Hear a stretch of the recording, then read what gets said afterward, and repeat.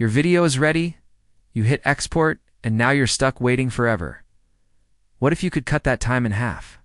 In this video, I'll show you 3 simple tricks that can instantly speed up your exports in Premiere Pro without sacrificing quality. Let's get into it. Most people skip this, but it's a game changer. If you see yellow or red bars on your timeline, it means Premiere hasn't rendered those sections yet. Here's what to do. Go to Sequence, click Render Into Out. This creates preview files ahead of time. Pro tip: do this when you're taking a break. Let your PC do the work. Now here's the part most people miss. When exporting, make sure to check Use Previews. That tells Premiere to use those rendered files and speeds up export significantly.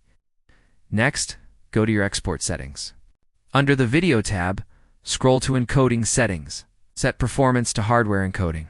If your system has a GPU, this will massively boost export speed. Yes. If you leave it on software encoding, you're basically slowing yourself down for no reason. This is where a lot of people mess up. It's under bitrate settings. Set encoding to CBR constant bitrate. Why? Because CBR equals faster export, VBR equals slower export, but smaller file size. If speed is your goal, CBR wins. Target bitrate tip: don't go overboard with bitrate. For example, 108 OP2 for FPs around 8 Mbps, uploading higher than needed.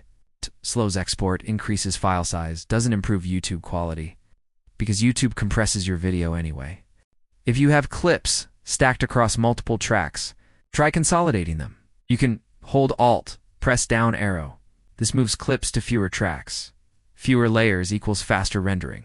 Even slightly reducing tracks can improve performance. So to recap, pre-render your timeline, use hardware encoding, switch to CBR, reduce unnecessary tracks.